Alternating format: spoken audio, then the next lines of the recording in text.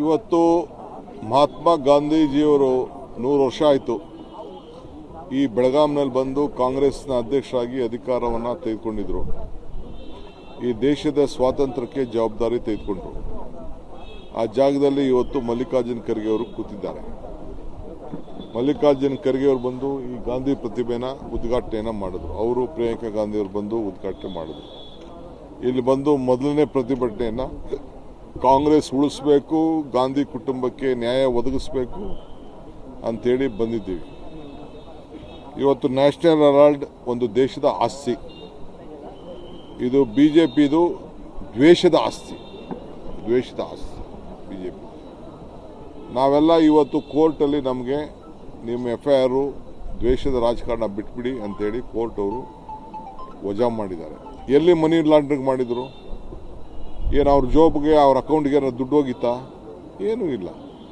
ಈ ರೀತಿ ಸುಳ್ಳು ಅಪಾದನೆಗಳನ್ನು ಇವತ್ತು ಮಾಡಿದ್ದಾರೆ. ನನ್ನ ಮೇಲೂ ಕೇಸ್ ಹಾಕಿದ್ದಾರೆ. ಇದಕ್ಕೆ ನನ್ನೂ ಕರೆದಿದ್ದಾರೆ. ನಾನು ಮೊನ್ನೆ ಹೇಳಿದೆ ನೀವು FIR ಕೊಡಿ ಅಂತ ಹೇಳಿದೆ. ಈಗೆಲ್ಲ ಇಡಿಗೆಲ್ಲ ಹೋಗಿ ಬಂದೆ. ನಾನು ಇದೇ ವಿಚಾರಕ್ಕೆ ಹೋಗಿ ಬಂದೆ.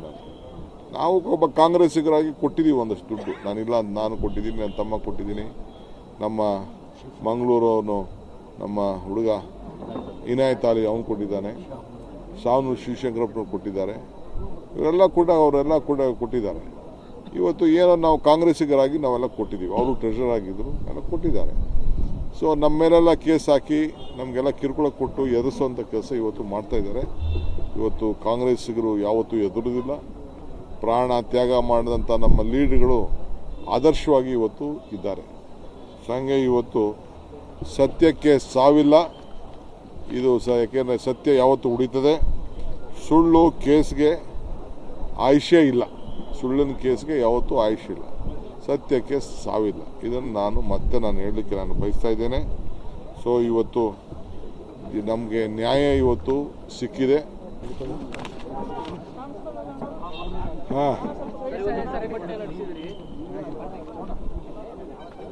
ಇವತ್ತು ಮಹಾತ್ಮ ಗಾಂಧೀಜಿಯವರು 100 ವರ್ಷ ಆಯಿತು ಈ ಬೆಳಗಾಂನಲ್ಲಿ ಬಂದು ಕಾಂಗ್ರೆಸ್ನ ಅಧ್ಯಕ್ಷರಾಗಿ ಅಧಿಕಾರವನ್ನು ತೆಗೆದುಕೊಂಡಿದ್ರು. ಈ ದೇಶದ ಸ್ವಾತಂತ್ರ್ಯಕ್ಕೆ ಜವಾಬ್ದಾರಿ ತೆಗೆದುಕೊಂಡ್ರು. ಆ ಜಾಗದಲ್ಲಿ ಇವತ್ತು ಮಲ್ಲಿಕಾರ್ಜುನ ಖರ್ಗೆ ಅವರು ಕೂತಿದ್ದಾರೆ. ಮಲ್ಲಿಕಾರ್ಜುನ ಖರ್ಗೆ ಅವರು ಬಂದು ಈ ಗಾಂಧಿ ಪ್ರತಿಮೆನ ಉದ್ಘಾಟನೆಯನ್ನು ಮಾಡಿದ್ರು. ಅವರು ಪ್ರಿಯಾಂಕಾ ಗಾಂಧಿ ಅವರು ಬಂದು ಉದ್ಘಾಟನೆ ಮಾಡಿದ್ರು. ಇಲ್ಲಿ ಬಂದು ಮೊದಲನೇ ಪ್ರತಿಭಟನೆಯನ್ನು ಕಾಂಗ್ರೆಸ್ ಉಳಿಸಬೇಕು, ಗಾಂಧಿ ಕುಟುಂಬಕ್ಕೆ ನ್ಯಾಯ ಒದಗಿಸಬೇಕು ಅಂತೇಳಿ ಬಂದಿದ್ದೀವಿ. ಇವತ್ತು ನ್ಯಾಷನಲ್ ಹೆರಾಲ್ಡ್ ಒಂದು ದೇಶದ ಆಸ್ತಿ, ಇದು ಬಿಜೆಪಿದು ದ್ವೇಷದ ಆಸ್ತಿ ಬಿಜೆಪಿ. ನಾವೆಲ್ಲ ಇವತ್ತು ಕೋರ್ಟಲ್ಲಿ ನಮಗೆ ನಿಮ್ಮ FIR ದ್ವೇಷದ ರಾಜಕಾರಣ ಬಿಟ್ಬಿಡಿ ಅಂತೇಳಿ ಕೋರ್ಟ್ ಅವರು ವಜಾ ಮಾಡಿದ್ದಾರೆ. ಎಲ್ಲಿ ಮನಿ ಲಾಂಡ್ರಿಂಗ್ ಮಾಡಿದರು? ಏನು ಅವ್ರ ಜಾಬ್ಗೆ ಅವ್ರ ಅಕೌಂಟ್ಗೆ ದುಡ್ಡು ಹೋಗಿತ್ತಾ? ಏನೂ ಇಲ್ಲ. ಈ ರೀತಿ ಸುಳ್ಳು ಅಪಾದನೆಗಳನ್ನು ಇವತ್ತು ಮಾಡಿದ್ದಾರೆ. ನನ್ನ ಮೇಲೂ ಕೇಸ್ ಹಾಕಿದ್ದಾರೆ. ಇದಕ್ಕೆ ನನ್ನೂ ಕರೆದಿದ್ದಾರೆ. ನಾನು ಮೊನ್ನೆ ಹೇಳಿದೆ ನೀವು FIR ಕೊಡಿ ಅಂತ ಹೇಳಿದೆ. ಈಗೆಲ್ಲ ಇಡಿಗೆಲ್ಲ ಹೋಗಿ ಬಂದೆ. ನಾನು ಇದೇ ವಿಚಾರಕ್ಕೆ ಹೋಗಿ ಬಂದೆ. ನಾವು ಒಬ್ಬ ಕಾಂಗ್ರೆಸ್ಸಿಗರಾಗಿ ಕೊಟ್ಟಿದ್ದೀವಿ ಒಂದಷ್ಟು ದುಡ್ಡು. ನಾನಿಲ್ಲ, ನಾನು ಕೊಟ್ಟಿದ್ದೀನಿ, ನನ್ನ ತಮ್ಮ ಕೊಟ್ಟಿದ್ದೀನಿ, ನಮ್ಮ ಮಂಗಳೂರವನು ನಮ್ಮ ಹುಡುಗ ಇನಾಯತ್ ಅಲಿ ಅವನು ಕೊಟ್ಟಿದ್ದಾನೆ, ಸಾವನೂರು ಶಿವಶಂಕರಪ್ಪನವ್ರು ಕೊಟ್ಟಿದ್ದಾರೆ. ಅವರೆಲ್ಲ ಕೂಡ ಕೊಟ್ಟಿದ್ದಾರೆ. ಇವತ್ತು ಏನೋ ನಾವು ಕಾಂಗ್ರೆಸ್ಸಿಗರಾಗಿ ನಾವೆಲ್ಲ ಕೊಟ್ಟಿದ್ದೀವಿ. ಅವರು ಟ್ರೆಷರ್ ಆಗಿದ್ದರು, ಎಲ್ಲ ಕೊಟ್ಟಿದ್ದಾರೆ. ಸೊ ನಮ್ಮ ಮೇಲೆಲ್ಲ ಕೇಸ್ ಹಾಕಿ ನಮಗೆಲ್ಲ ಕಿರುಕುಳ ಕೊಟ್ಟು ಎದುರಿಸುವಂಥ ಕೆಲಸ ಇವತ್ತು ಮಾಡ್ತಾಯಿದ್ದಾರೆ. ಇವತ್ತು ಕಾಂಗ್ರೆಸ್ಸಿಗರು ಯಾವತ್ತೂ ಎದುರುದಿಲ್ಲ. ಪ್ರಾಣ ತ್ಯಾಗ ಮಾಡಿದಂಥ ನಮ್ಮ ಲೀಡ್ಗಳು ಆದರ್ಶವಾಗಿ ಇವತ್ತು ಇದ್ದಾರೆ. ಹಂಗೆ ಇವತ್ತು ಸತ್ಯಕ್ಕೆ ಸಾವಿಲ್ಲ. ಇದು ಯಾಕೆಂದರೆ ಸತ್ಯ ಯಾವತ್ತೂ ಉಳಿತದೆ. ಸುಳ್ಳು ಕೇಸ್ಗೆ ಆಯುಷ್ಯ ಇಲ್ಲ. ಸುಳ್ಳಿನ ಕೇಸ್ಗೆ ಯಾವತ್ತೂ ಆಯುಷ್ಯ ಇಲ್ಲ.